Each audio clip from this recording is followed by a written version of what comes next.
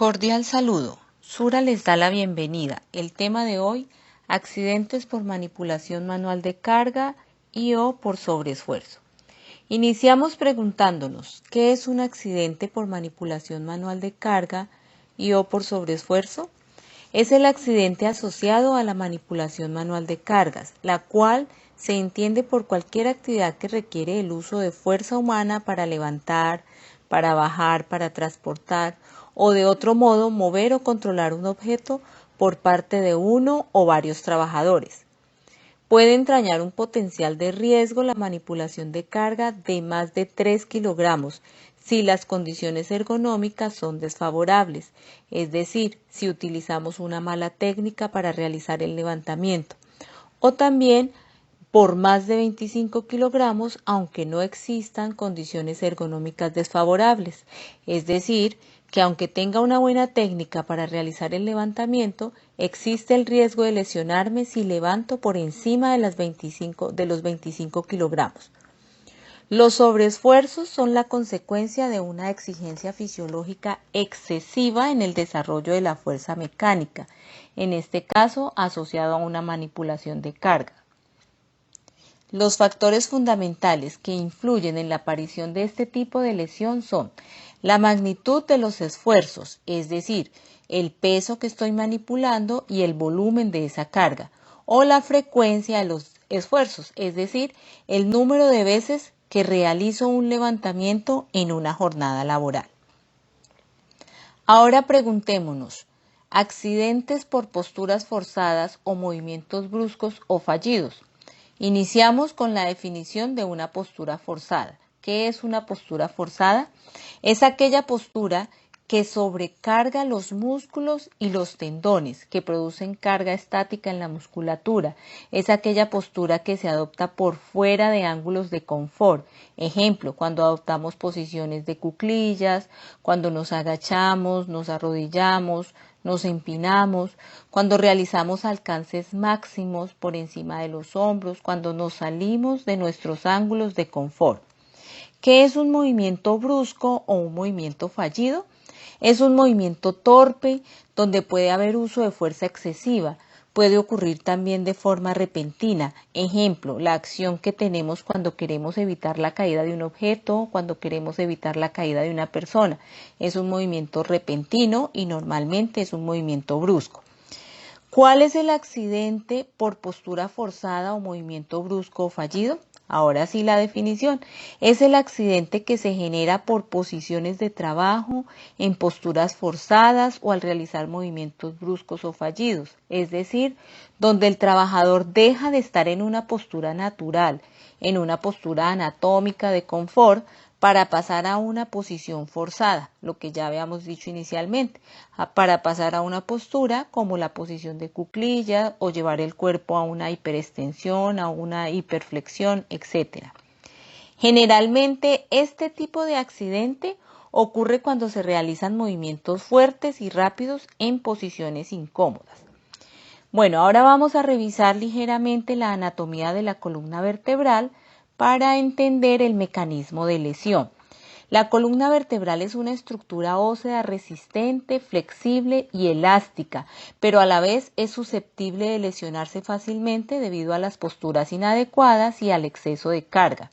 Está conformada por huesos llamados vértebras, por los discos intervertebrales que se encuentran entre vértebra y vértebra y tienen una función esencial que es la de amortiguar las cargas de la columna vertebral, compuesta también por ligamentos, por músculos, por tendones, que son las estructuras que nos ayudan a darle soporte y estabilidad a la estructura ósea, a la columna. Dentro de la columna se encuentra la médula espinal y de ella se desprenden las diferentes raíces nerviosas que se encargan de llevar información sensitiva al cerebro y de dar una respuesta motora a nuestro cuerpo. Es decir, es la encargada de todo el funcionamiento locomotor. Dentro de las funciones de la columna vertebral, pues están todos los movimientos de flexión, de extensión, de rotación, que cada segmento corporal realiza, además de lo que ya les decía, del movimiento locomotor. Al existir un accidente por manipulación de carga o por sobreesfuerzo, se evidencian unos efectos para la salud. Los más comunes son los que se presentan a nivel de las diferentes regiones de la columna vertebral y de ahí pues van a tomar su nombre. Tenemos unos ejemplos como está aquí representado en las figuras. La cervicalgia, que se presenta a la altura de la región cervical, es un dolor que se evidencia en esa zona. La dorsalgia es el dolor que se evidencia a nivel de la región dorsal o torácica. La lumbalgia, el dolor que se presenta a nivel de la región lumbar. Estos dolores es la consecuencia de algunos factores que están generando este tipo de lesión. Adicional a los dolores que se pueden presentar en la columna vertebral, también podemos tener malformaciones como las escoliosis, las hipercifosis o las hiperlordosis, que son alteraciones en las curvaturas de la columna vertebral o alteración en la alineación de la columna vertebral que se desvía hacia uno de los dos lados, donde se llama escoliosis.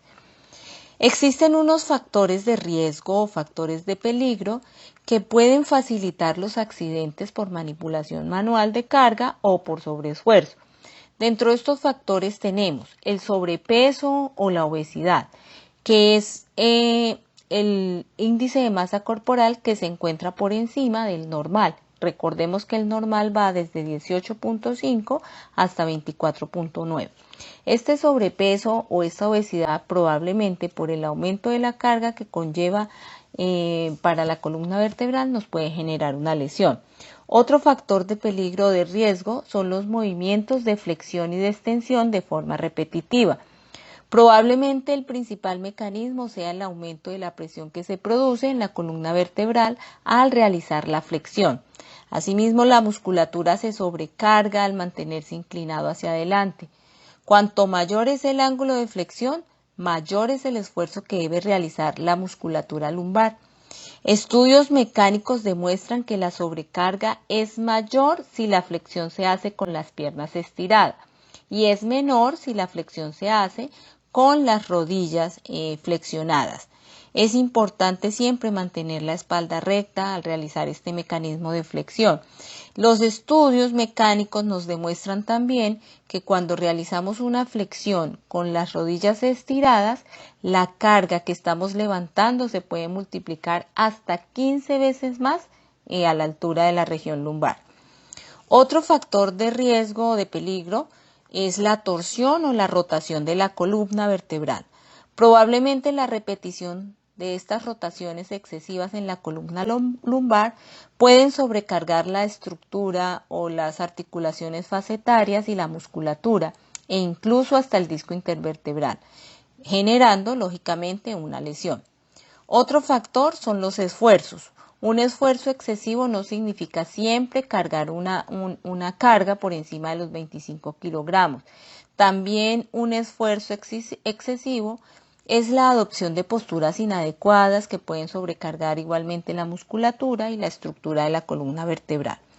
Otro factor de riesgo, el sedentarismo. Posiblemente el sedentarismo por dos factores. El primer factor, mantenimiento prolongado de una postura que puede conllevar a la pérdida de la fuerza de los músculos, principalmente los músculos abdominales y paravertebrales. Recuerden que estos son los músculos que nos ayudan a estabilizar la columna vertebral. Y esto me puede generar una sobrecarga, un posible esfuerzo y por consiguiente un dolor. El otro mecanismo o el otro factor es el mantenimiento de postura sedente, especialmente cuando no se adopta de forma adecuada, cuando alteramos la anatomía. Entonces, esto nos puede incrementar notablemente la presión en el disco intervertebral, facilitando su degeneración y posible lesión.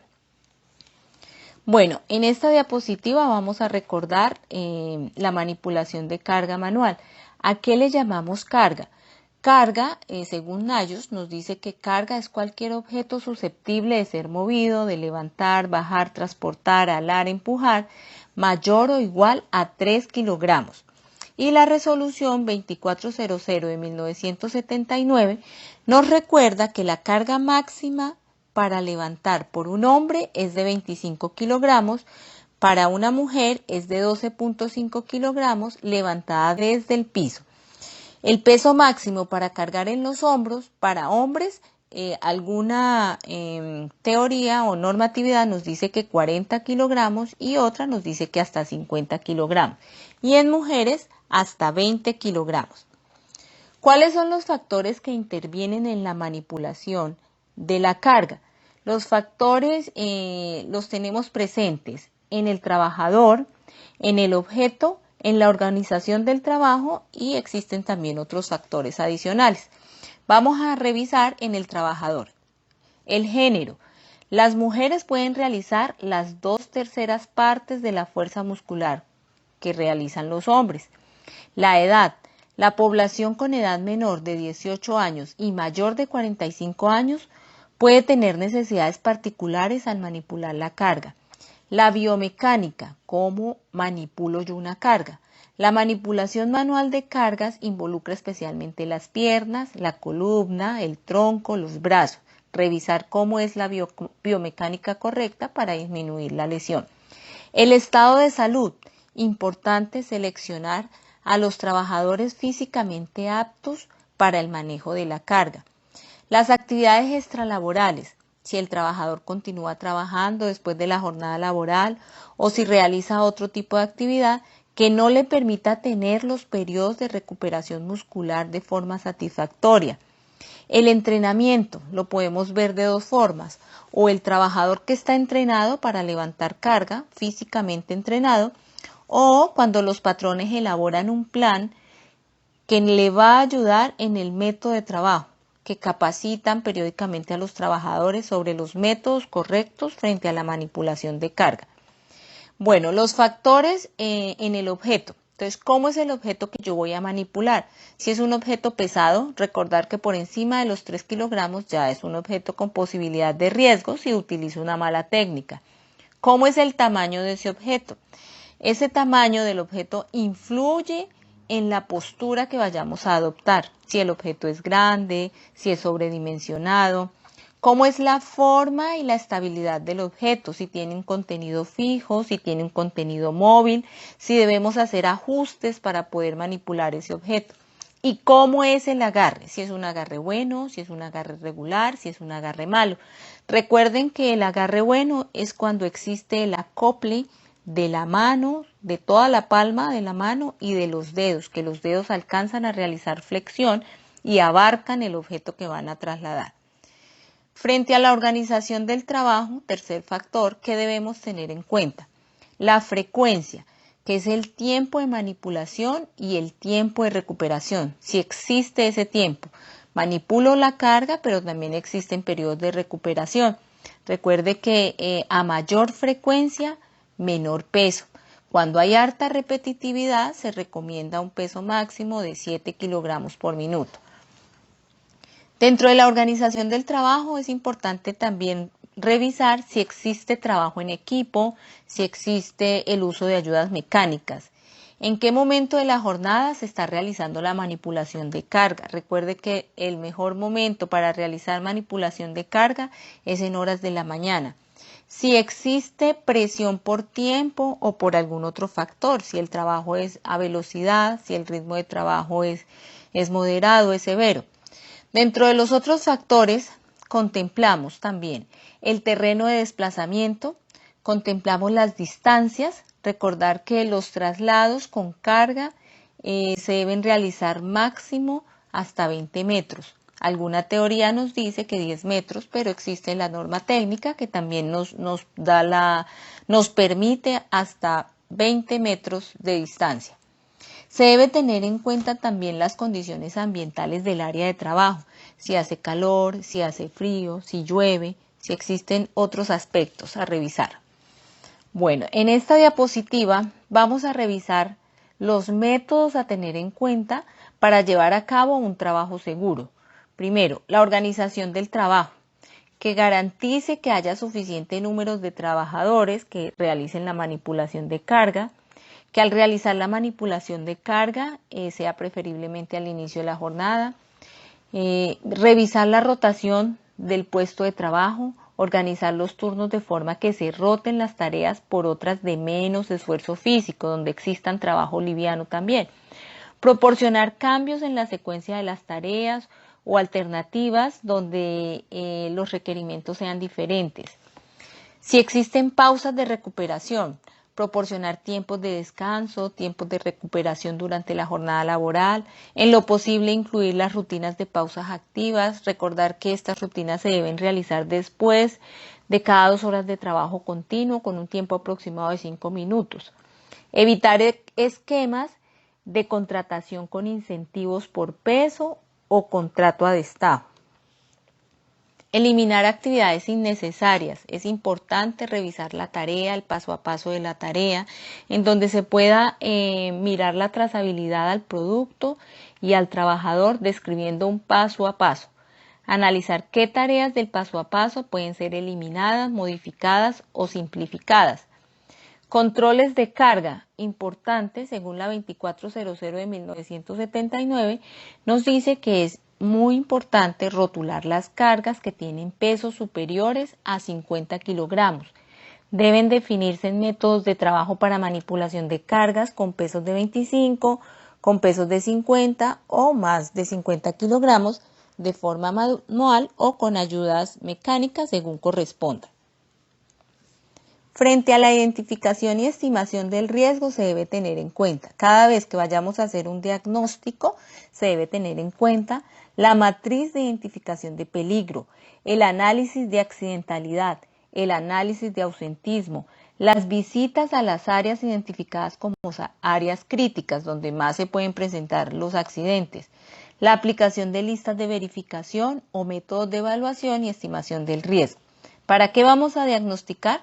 Para conocer qué tan grave es el riesgo, cuántos trabajadores están afectados por el problema, cuál va a ser la solución, quiénes se van a ver beneficiados, qué tan compleja es la solución, cuánto nos puede valer esa solución. Frente a la evaluación y el control del riesgo se debe tener en cuenta el esquema de jerarquización que incluye, primero, la eliminación. ¿Qué es la eliminación? Son las medidas que se toman para suprimir, para desaparecer el peligro o el riesgo. La sustitución es la medida que se toma a fin de reemplazar un peligro por otro que no genere riesgo o que genere menos riesgos. Los controles de ingeniería son las medidas técnicas para el control del peligro, tener en cuenta el peligro en la fuente o en el medio. Por ejemplo, el mantenimiento de superficies, de inmobiliarios, la construcción o adaptación de rampas, etc. Controles administrativos son las medidas que se tienen con el fin de reducir el tiempo de exposición al peligro. Por ejemplo, organizar el trabajo, controlar el ritmo de trabajo, revisar la ubicación del material que el personal está manipulando, si está ubicado en el piso, si está ubicado a la altura de la cintura. Se recomienda que esta manipulación de elementos, materiales y demás se haga entre la altura de la rodilla y la altura de los hombros. Permitir también la rotación de los trabajadores por tareas livianas para la recuperación muscular y además hacer uso de ayudas mecánicas cuando se requiera. También tener en cuenta los controles en las personas. Dentro de estos controles están los elementos de protección personal y la capacitación. Por último, recuerden, el uso de ayudas mecánicas es muy importante para prevenir la lesión. Dentro del uso de ayudas mecánicas tenemos las cargas que son superiores a 25 kilogramos. Se recomienda entonces utilizar montacargas, pulipastos, ayudas neumáticas. Cuando la ubicación de la carga está por debajo del nivel de la rodilla, se recomienda utilizar elevadores neumáticos o elevadores mecánicos. Cuando el nivel de la carga está por encima del hombro, se recomienda utilizar plataformas y escaleras portátiles. De esta manera vamos a reducir también el riesgo. Otro punto importante a tener en cuenta son los controles que se deben llevar en los trabajadores. Además del uso de elementos de protección personal y de la capacitación periódica, se debe tener en cuenta la implementación de programas como el de acondicionamiento físico y el de pausas activas. De esta manera vamos a mitigar el riesgo en el trabajador, vamos a ser trabajadores más fuertes, más competentes para los levantamientos de carga. Como conclusión, es necesario identificar claramente la problemática, definir las estrategias de intervención para la prevención de los accidentes de trabajo por sobreesfuerzo, teniendo claros los conceptos, las fases necesarias para la planeación. Espero sea de gran ayuda la información entregada. Muchas gracias.